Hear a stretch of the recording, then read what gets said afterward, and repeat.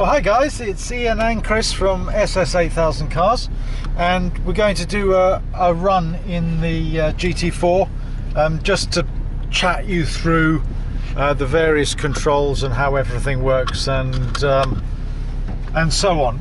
The first thing probably to say, and it's my favourite part of the whole car, maybe other than the back wing, is the 918 Spider steering wheel. This time clothed in Alcantara. Really beautiful feel, fantastic. I just love it. It's so simple, absolutely nothing to distract you on the steering wheel other than the Porsche emblem in the center of the steering wheel and the suede covering on the outside. And shock horror, it's round. I don't know how many times you've seen sports cars these days, even in the Speciale, they cut off the bottom of the steering wheel. I'm not sure why. Not sure it benefits them. I've noticed on some of the Formula 1 racing cars they do that as well. But come on guys, this is the way a steering wheel should be. And then over here, you've obviously got the loud exhaust button, which I like. In fact, open the window so you can maybe hear it a little bit, especially if I rev it. But I'm sure you've already heard that. And what we have is very simple here. That button firms the suspension. Truthfully, although the suspension is perfectly fine on normal roads, country lanes and the like, I'm not sure you'd want it any stiffer unless you were on a very smooth track. Sport button, I understood before that the sport button was actually to firm everything up, but apparently it's so that you can match your revs on the downshift, so it does it automatically. Now, because I'm used to double declutching and matching the revs myself, I tend to do that automatically. But here, as soon as you change down a gear, it will rev the engine to match the revs on the change down. Okay guys, let's take it for a run. It's a lovely short gearbox, so basically that's first, that's second. It's so tactile, the gear lever. It's just beautiful to use. The clutch is quite firm, but not so much that it causes tiredness in the leg after you've been using it for an hour or two. I guess as long as you get the odd brake. Makes a lovely noise.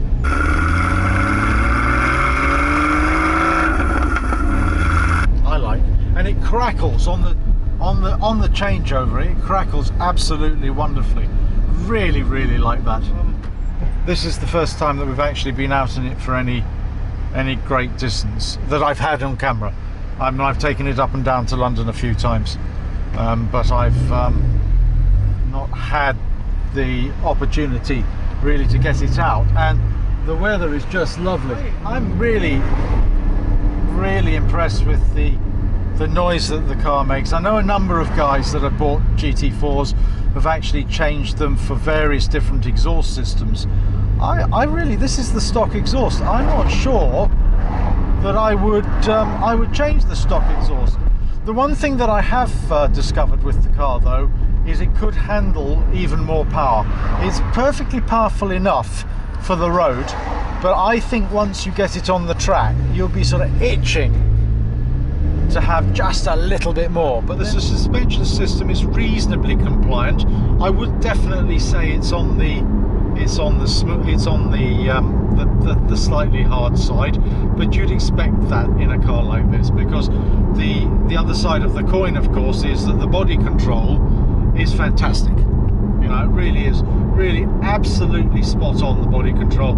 There's almost no roll. It has Porsche's suspension management system as standard, and that really uses computers to calculate how it needs to stiffen either side of the suspension setup to compensate when you're going round corners quickly. And I just think they've got the balance with this car right.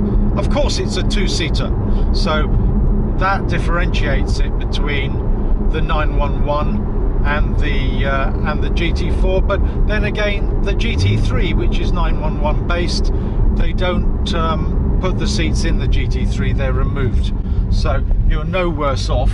And although the GT3 is a little bit faster, it's obviously, well, it's got a little bit more power, 465 as opposed to 380/400, depending on who you believe. Andreas Pruninja, the boss of the GT division of Weissach in Germany, which turns out all the GT models, says that the 380 in this car is a very conservative figure. So, you know, I'm assuming that means it's got 390 plus, but that may well be true of the GT3 as well. So if we say at stock level this has 380 brake horse and the GT3 has 465, there is quite a difference. But what I would say also is that this car is a good bit lighter than the GT3, and it's a lot smaller.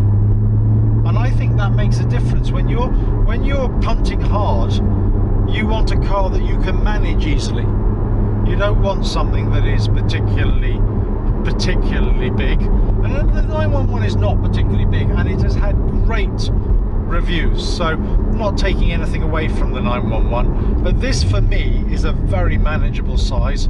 I spend quite a lot of the time driving on my own rather than with the passenger, and as a consequence of that, I just feel that this has got a nice feel to it. So you can position it nicely. No, it's just right. It's also well kitted out.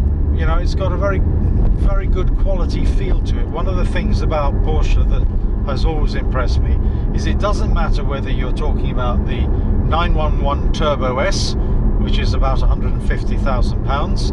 So, you know, it's more technically advanced than the GT4. It has to be said that the quality and the way that this is put together feels like one of their very, very top-end expensive cars, and I think that's one of the things that the Porsche do well.